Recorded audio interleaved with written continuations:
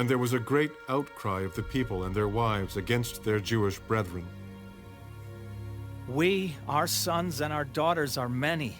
Therefore let us get grain, that we may eat and live. We have mortgaged our lands and vineyards and houses, that we might buy grain, because of the famine. We have borrowed money for the king's tax on our lands and vineyards. Yet now our flesh is as the flesh of our brethren, our children as their children. And indeed, we are forcing our sons and daughters to be slaves, and some of our daughters have been brought into slavery. It is not in our power to redeem them, for other men have our lands and vineyards. And I became very angry when I heard their outcry and these words. After serious thought, I rebuked the nobles and rulers and said to them,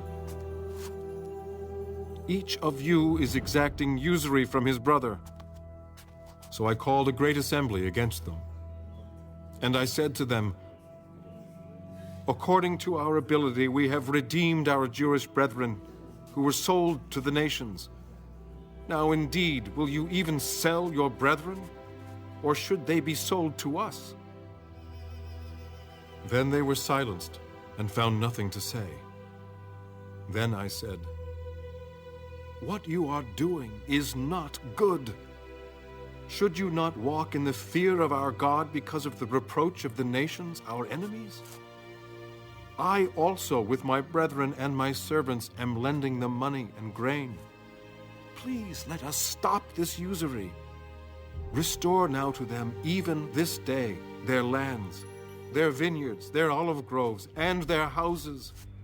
Also 100th of the money and the grain, the new wine and the oil that you have charged them." So they said, "We will restore it, and will require nothing from them. We will do as you say." Then I called the priests and required an oath from them that they would do according to this promise. Then I shook out the fold of my garment and said, "So may God shake out each man from his house and from his property who does not perform this promise. Even thus may he be shaken out and emptied." And all the assembly said, "Amen," and praised the Lord. Then the people did according to this promise. Moreover, from the time that I was appointed to be their governor in the land of Judah, from the 20th year until the 32nd year of King Artaxerxes, 12 years, neither I nor my brothers ate the governor's provisions. But the former governors who were before me laid burdens on the people, and took from them bread and wine, besides 40 shekels of silver. Yes, even their servants bore rule over the people, but I did not do so, because of the fear of God. Indeed, I also continued the work on this wall, and we did not buy any land.